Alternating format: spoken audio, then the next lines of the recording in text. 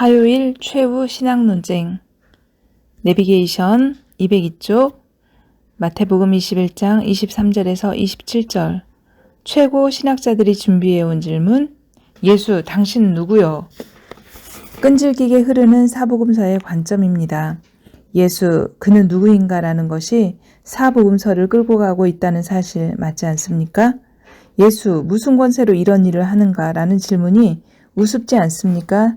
지금까지 예수께서 행하시고 대답하신 것이 그 대답인데 바로 그걸 아직까지 모르고 있다는 뜻입니다. 핵심을 건드리면서도 핵심을 보지 못하고 있습니다. 이 질문에 대한 예수님의 논리는 세례 요한이 이해되지 않으면 나를 이해하지 못한다입니다. 왜 이 중요한 공적인 논쟁 때 예수님은 세례 요한으로부터 출발하려고 하실까요? 구약이기 때문입니다. 지금 질문하고 있는 이들이 붙잡고 있는 구약 말입니다. 세례 요한 운동을 어떻게 해석하는가를 대답하지 못하면 설명하지 않겠다는 예수님의 입장인 것입니다. 예수님의 자증적인 설교 요한복음 5장 31절에서 47절을 상기해 보십시오. 예수께서 자신이 누구인지, 왜 이런 일을 하시는지 세례 요한에 대한 입장을 밝히지 않으면 대답을 하지 않으시겠다고 하시고는 사실은 대답을 하십니다. 비유로서. 성경 마태복음 21장 23절에서 27절 예수께서 성전에 들어가 가르치실새 대제사장들과 백성의 장로들이 나와 이르되 네가 무슨 권위로 이런 일을 하느냐 또 누가 이 권위를 주었느냐 예수께서 대답하시되 나도 한 말을 너희에게 물으리니 너희가 대답하면 나도 무슨 권위로 이런 일을 하는지 이르리라. 요한의 세례가 어디로부터 왔느냐 하늘로부터냐 사람으로부터냐 그들이 서로 의논하여 이르되 만일 하늘로부터라 하면 어찌하여 그를 믿지 아니하였느냐 할 것이요 만일 사람으로부터라 하면 모든 사람이 요한을 선지자로 여기니 백성이 무섭다 하여 예수께 대답하여 이르되 우리가 알지 못하노라 하니 예수께서 이르시되 나도 무슨 권위로 이런 일을 하는지 너희에게 이르지 아니하리라. 내비게이션 마태복음 21장 28절에서 22장 14절 두 아들 포도원과 소작인의 비유 혼인잔치의 비유 아들 그리스도가 오기 전 그가 나타나실 것이라는 소식을 전해준 선지자들을 너희 조상들이 죽였다. 그 선지자들을 대표하는 선지자의 전형 엘리야가 재림하였다. 그 아들의 길을 예비하는 사역을 한 세례 요한의 말을 너희가 듣지 않았다. 너희가 세례 요한도 죽인 셈이다. 너희는 그 다음 아들도 죽일 것이다.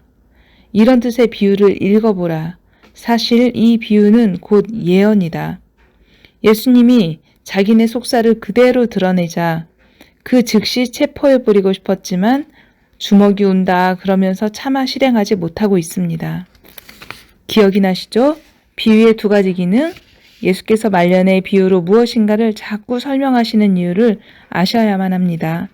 확 깨달아지게 하거나 아니면 들어도 듣지 못하게 하는 두 기능이 비유법이라고 말씀드렸었습니다. 그런데 이 사람들에게는 두 번째 이유가 적용됩니다. 즉, 강팍한 사람들이 맞기는 맞는 말이다. 그렇지만 돌이키면 안 돼. 큰일 나. 절대로 스스로 돌이키지 않을 거다. 돌이켜 회개하면 안 돼. 회개하면 안 돼. 스스로 그러고 있다는 겁니다. 이 사람들의 캐릭터에 딱 맞는 이야기입니다. 성경 마태복음 21장 28절에서 마태복음 22장 14절 그러나 너희 생각에는 어떠하냐? 어떤 사람에게 두 아들이 있는데 맏아들에게 가서 이르되 예 오늘 포도원에 가서 일하라 하니 대답하여 이르되 아버지 가겠나이다 하더니 가지 아니하고 둘째 아들에게 가서 또 그와 같이 말하니 대답하여 이르되 실소이다 하였다가 그 후에 뉘우치고 갔으니 그 둘 중에 누가 아버지의 뜻대로 하였느냐? 이르되 둘째 아들이니이다. 예수께서 그들에게 이르시되 내가 진실로 너희에게 이르노니 세리들과 창녀들이 너희들보다 먼저 하나님의 나라에 들어가리라. 요한이 의의 도로 너희에게 왔거늘 너희는 그를 믿지 아니하였으되 세리와 창녀는 믿었으며 너희는 이것을 보고도 끝내 뉘우쳐 믿지 아니하였도다. 다른 한 비유를 들으라. 한 집 주인이 포도원을 만들어 산 울타리로 두르고 거기에 집 자는 틀을 만들고 망대를 짓고 농부들에게 새로 주고 타국에 갔더니 열매 거둘 때가 가까움에 그 열매를 받으려고 자기 종들을 농부에게 보내니 농부들이 종들을 잡아 하나는 심히 때리고 하나는 죽이고 하나는 돌로 쳤거늘 다시 다른 종들을 처음보다 많이 보내니 그들에게도 그렇게 하였는지라. 후에 자기 아들을 보내며 이르되 그들이 내 아들은 존대하리라 하였더니 농부들이 그 아들을 보고 서로 말하되 이는 상속자니 자 죽이고 그의 유산을 차지하자 하고 이에 잡아 포도원 밖에 내쫓아 죽였느니라. 그러면 포도원 주인이 올 때에 그 농부들을 어떻게 하겠느냐. 그들이 말하되 그 악한 자들을 진멸하고 포도원은 제때의 열매를 바칠 만한 다른 농부들에게 새로 줄지니이다. 예수께서 이르시되 너희가 성경에 건축자들이 버린 돌이 모퉁이의 머릿돌이 되었나니 이것은 주로 말미암아 된 것이요 우리 눈에 기이하도다 함을 읽어본 일이 없느냐. 그러므로 내가 너희에게 이르노니 하나님의 나라를 너희는 빼앗기고 그 나라의 열매 맺는 백성이 받으리라. 이 돌 위에 떨어지는 자는 깨지겠고 이 돌이 사람 위에 떨어지면 그를 가루로 만들어 흩으리라 하시니 대제사장들과 바리새인들이 예수의 비유를 듣고 자기들을 가리켜 말씀하신 줄 알고 잡고자 하나 무리를 무서워하니 이는 그들이 예수를 선지자로 알미었더라. 마태복음 22장 1절에서 14절.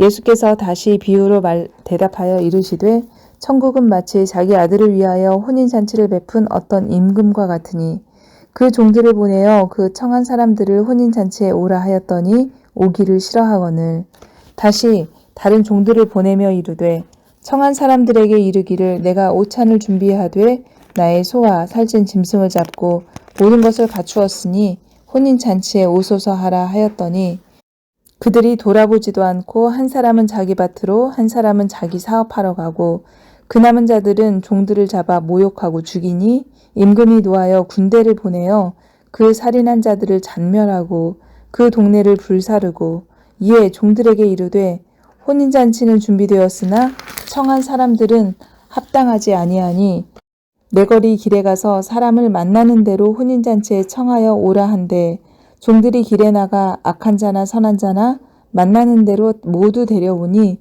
혼인잔치에 손님이 가득한지라. 임금이 손님들을 보러 들어올세 거기서 예복을 입지 않은 한 사람을 보고 이르되 친구여 어찌하여 예복을 입지 않고 여기 들어왔느냐 하니 그가 아무 말도 못하거늘 임금이 사원들에게 말하되 그 손발을 묶어 바깥 어두운 데에 던지라. 거기서 슬피 울며 이를 갈게 되리라 하니라. 청함을 받은 자는 많되 택함을 입은 자는 적으니라. 내비게이션 마태복음 22장 15절에서 40절. 다른 주제를 또 가져와서 안간힘을 쓰며 공격하는 신학자들. 당시로서는 최고의 신학자들입니다. 생각해 보십시오. 예수님이 12세 되었을 때 예루살렘 성전에서 당대 최고 학자들과 묻고 대답하였던 것을 말입니다. 권위 있는 학자들입니다. 유대 신학을 대표하는 선생들입니다. 그런데 예수 현상에 대해 거부하는 신학자들입니다. 이들이 차곡차곡 준비해온 질문들입니다. 그들의 논리를 반증하시는 예수님의 말씀이 이해되면 좋겠습니다. 예수님의 말씀, 육성으로 들리면 좋겠습니다. 아하자. 1번 타자 바리새파 신학자들, 가이사에게 세금을 바쳐야 하는가? 2번 타자 사두개파 신학자들, 부활이 있다면서? 그럼 부활 때에 계대 결혼한 형수는 7 형제 남편 중 누구의 아내가 되는가? 3번 타자 다시 바리새파 신학자들, 율법 중 가장 중요한 계명은? 성경 마태복음 22장 15절에서 40절. 이에 바리새인들이 가서 어떻게 하면 예수를 말의 올무에 걸리게 할까 상의하고 자기 제자들을 헤롯 당원들과 함께 예수께 보내어 말하되 선생님이여 우리가 아노니 당신은 참되시고 진리로 하나님의 도를 가르치시며 아무도 꺼리는 일이 없으시니 이는 사람을 외모로 보지 아니하심이니이다. 그러면 당신의 생각에는 어떠한지 우리에게 이르소서. 가이사에게 세금을 바치는 것이 옳으니까 옳지 아니하나이까 하니 예수께서 그들의 악함을 아시고 이르시되 외식하는 자들아 어찌하여 나를 시험하느냐. 세금 낼 돈을 내게 보이라 하시니 데나리온 하나를 가져왔거늘 예수께서 말씀하시되 이 형상과 이 글이 누구의 것이냐. 이르되 가이사의 것이니이다. 이에 이르시되 그런즉 가이사의 것은 가이사에게 하나님의 것은 하나님께 바치라 하시니 그들이 이 말씀을 듣고 놀랍게 여겨 예수를 떠나가니라. 부활이 없다 하는 사두개인들이 그날 예수께 와서 물어 이르되 선생님이여 모세가 이르렀으되 사람이 만일 자식이 없이 죽으면 그 동생이 그 아내에게 장가들어 형을 위하여 상속자를 세울지니라 하였나이다. 우리 중에 7형제가 있었는데 마지가 장가들었다가 죽어 상속자가 없으므로 그 아내를 그 동생에게 물려주고 그 둘째와 셋째로 7째까지 그렇게 하다가 최후에 그 여자도 죽었나이다. 그런즉 그들이 다 그를 취하였으니 부활 때에 7 중에 누구의 아내가 되리이까? 예수께서 대답하여 이르시되 너희가 성경도 하나님의 능력도 알지 못하는 고로 오해하였도다. 부활 때에는 장가도 아니가고 시집도 아니가고 하늘에 있는 천사들과 같으니라. 죽은 자의 부활을 논할진대 하나님이 너희에게 말씀하신 바 나는 아브라함의 하나님이요 이삭의 하나님이요 야곱의 하나님이로라 하신 것을 읽어보지 못하였느냐. 하나님은 죽은 자의 하나님이 아니요 살아있는 자의 하나님이시니라 하시니 무리가 듣고 그의 가르침에 놀라더라. 예수께서 사두개인들로 대답할 수 없게 하셨다 함을 바리새인들이 듣고 모였는데 그 중에 한 율법사가 예수를 시험하여 묻되 선생님 율법 중에서 어느 계명이 크니까?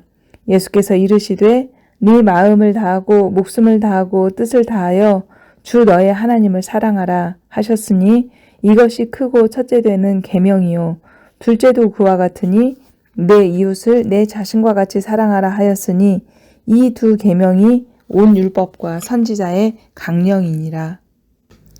내비게이션 마태복음 22장 41절에서 46절 단칼에 적수를 KO패시키고 승부수를 내시는 예수님의 신학. 예수님의 적극적인 질문과 그들의 대답. 그렇다면 너희는 그리스도를 누구라고 생각하느냐? 다윗의 후손이다. 시편 110편 1절로 그리스도의 논쟁을 신학적으로 끝을 냄. 그리스도론을 시편 110편 1절로 마무리 지으시자 그 이후 질문이 없어졌습니다. KO패, 철수. 적수들의 입을 다물게 한 논리적 반박, 시편 110편. 너희 선생들아, 시편 110편에서 다윗이 여호와 주라고 부른 그 존재가 바로 그리스도라고 너희가 가르치지 않느냐? 그렇다면 어떻게 그리스도가 다윗의 후손이 될 수 있느냐? 주 그리스도는 그러므로 여호와이다. 여호와, I am who I am. 예수님의 영광, 예수님을 예수님 되게 한 예수는 그리스도를 가장 정확하게 설명한 구약 성경 근거 구절입니다. 하늘처럼 섬기는 다윗의 예언 아니겠습니까? 나는 그다. 나는 나다. I am who I am. 이 의미를 다윗의 시편을 인용해서 설명하신 아이디어를 초대교회 리더들은 정통으로 이어받고 있습니다. 당대 최고 신학자들을 이기게 만든 구약 본문이기 때문입니다. 예수님이 이 본문으로 반박하니 그들은 반론을 제기하지 못합니다. 예수님이 승천하신 이후 베드로, 스데반도 하나님의 보좌 우편에 앉아 계신 어린 양을 인용해서 설교하고 반박합니다. 하나님의 보좌 우편에 앉으신 어린 양. 사도 요한은 요한계시록에서 예수님의 이 시편 110편을 실제로 보게 됩니다. 그의 승귀를 최종 증명합니다. 이 시편 110편은 초대교회의 탄탄한 기독론의 변증 자료였습니다. 당신이 그리스도라고 결론을 내리시자 그들은 입을 닫습니다. KO승입니다.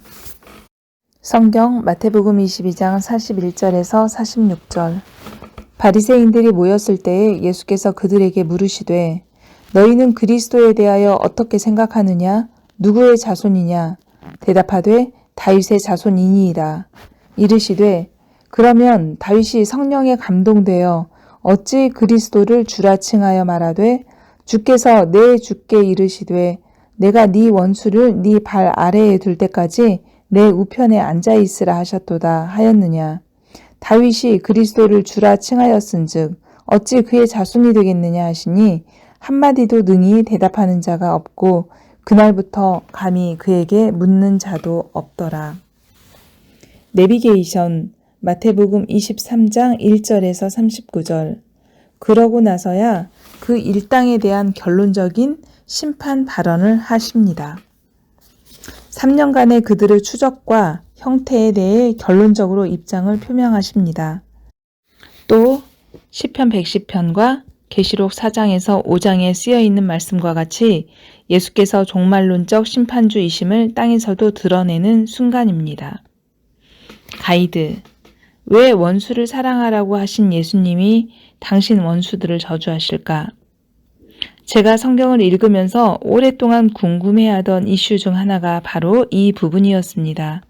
왜 예수님은 원수를 사랑하라고 하시면서 이 사람들은 이렇게 저주하시는가 라는 질문이었습니다. 그런데 제가 이제야 깨닫게 되었습니다. 예수님은 신학 논쟁을 최종적으로 마치신 후에 심판주로서 심판을 하고 계시다는 사실입니다.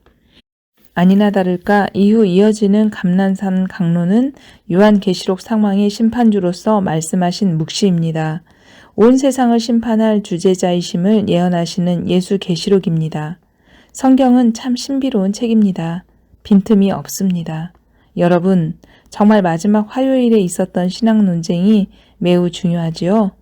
이제껏 3년 동안 싸우던 적과의 최후 논쟁이니까요. 이 본문 그냥 읽을 수 없어서 설명이 길어졌습니다. 그런데 아래를 보니 또 뭔가 긴 설명이. 이럴 수가? 그래도 하자. 성경 마태복음 23장 1절에서 39절. 이에 예수께서 무리와 제자들에게 말씀하여 이르시되 서기관들과 바리새인들이 모세의 자리에 앉았으니 그러므로 무엇이든지 그들이 말하는 바는 행하고 지키되 그들이 하는 행위는 본받지 말라. 그들은 말만 하고 행하지 아니하며 또 무거운 짐을 묶어 사람의 어깨에 지우되 자기는 이것을 한 손가락으로도 움직이려 하지 아니하며 그들의 모든 행위를 사람에게 보이고자 하나니 곧 그 경문띠를 넓게 하며 옷수를 길게 하고 잔치의 윗자리와 회당의 높은 자리와 시장에서 문안 받는 것과 사람에게 랍비라 칭함 받는 것을 좋아하느니라. 그러나 너희는 랍비라 칭함을 받지 말라. 너희 선생은 하나요. 너희는 다 형제니라. 땅에 있는 자를 아버지라 하지 말라. 너희 아버지는 한 분이시니 곧 하늘에 계신 이시니라. 또한 지도자라 칭함을 받지 말라. 너희의 지도자는 한 분이시니 곧 그리스도시니라. 너희 중에 큰 자는 너희를 섬기는 자가 되어야 하리라. 누구든지 자기를 높이는 자는 낮아지고 누구든지 자기를 낮추는 자는 높아지리라. 화 있을진저 외식하는 서기관들과 바리새인들이여, 너희는 천국문을 사람들 앞에서 닫고 너희도 들어가려 하지 않고 들어가려 하는 자도 들어가지 못하게 하는도다. 화 있을진저 외식하는 서기관들과 바리새인들이여, 너희는 교인 한 명을 얻기 위하여 바다와 육지를 두루 다니다가 생기면 너희보다 배나 더 지옥자식이 되게 하는도다. 화 있을진저 눈먼 인도자여, 너희가 말하되 누구든지 성전으로 맹세하면 아무 일 없거니와 성전에 금으로 맹세하면 지킬지라 하는도다. 어리석은 맹인들이여, 어느 것이 크냐? 그 금이냐? 그 금을 거룩하게 하는 성전이냐? 너희가 또 이르되 누구든지 제단으로 맹세하면 아무 일이 없거니와 그 위에 있는 예물로 맹세하면 지킬지라 하는도다. 맹인들이여, 어느 것이 크냐? 그 예물이냐? 그 예물을 거룩하게 하는 제단이냐? 그러므로 제단으로 맹세하는 자는 제단과 그 위에 있는 모든 것으로 맹세함이요, 또 성전으로 맹세하는 자는 성전과 그 안에 계신 이로 맹세함이요, 또 하늘로 맹세하는 자는 하나님의 보좌와 그 위에 앉으신 이로 맹세함이니라. 화 있을진저 외식하는 서기관들과 바리새인들이여, 너희가 박하와 회향과 근체의 11조는 들이되 율법에 더 중한 바 정의와 긍휼과 믿음은 저버렸도다. 그러나 이것도 행하고 저것도 버리지 말아야 할지니라. 인된 인도자여 하루살이는 걸러내고 낙타는 삼키는도다. 화 있을진저 외식하는 서기관들과 바리새인들이여 잔과 대접의 겉은 깨끗이 하되 그 안에는 탐욕과 방탕으로 가득하게 하는도다. 눈먼 바리새인이여 너는 먼저 안을 깨끗이 하라. 그리하면 겉도 깨끗하리라. 화 있을진저 외식하는 서기관들과 바리새인들이여 회칠한 무덤 같으니 겉으로는 아름답게 보이나 그 안에는 죽은 사람의 뼈와 모든 더러운 것이 가득하도다. 이와 같이 너희도 겉으로는 사람에게 옳게 보이되 안으로는 외식과 불법이 가득하도다. 화 있을진저 외식하는 서기관들과 바리새인들이여 너희는 선지자들의 무덤을 만들고 의인들의 비석을 꾸미며 이르되 만일 우리가 조상 때에 있었더라면 우리는 그들이 선지자의 피를 흘리는데 참여하지 아니하였으리라 하니 그러면 너희가 선지자를 죽인 자의 자손임을 스스로 증명함이로다. 너희가 너희 조상의 분량을 채우라. 뱀들아 독사의 새끼들아 너희가 어떻게 지옥의 판결을 피하겠느냐. 그러므로 내가 너희에게 선지자들과 지혜 있는 자들과 서기관들을 보내매 너희가 그 중에서 더러는 죽이거나 십자가에 못 박고 그 중에서 더러는 너희 회당에서 채찍질하고 이 동네에서 저 동네로 따라다니며 박해하리라. 그러므로 의인 아벨의 피로부터 성전과 제단 사이에서 너희가 죽인 바가랴의 아들 사가랴의 피까지 땅 위에서 흘린 의로운 피가 다 너희에게 돌아가리라. 내가 진실로 너희에게 이르노니 이것이 다 이 세대에 돌아가리라. 예루살렘아 예루살렘아 선지자들을 죽이고 네게 파송된 자들을 돌로 치는 자여 암탉이 그 새끼를 날개 아래에 모음같이 내가 네 자녀를 모으려 한 일이 몇 번이더냐.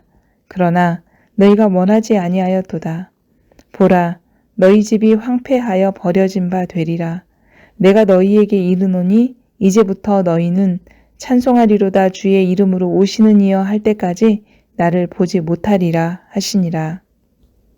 내비게이션 206쪽 십자가 죽음까지 2, 3일 남았는데 요한복음은 아직도 반이나 남았으니 백성, 무리, 성도인, 민중, 대제사장들과 바리새인, 서기관, 사두개인, 율법사들인, 종교 지도자, 정적, 그리고 제자 이 세 그룹이 예수님이 신경 쓰시는 대상이라고 앞에서 말씀드렸었습니다.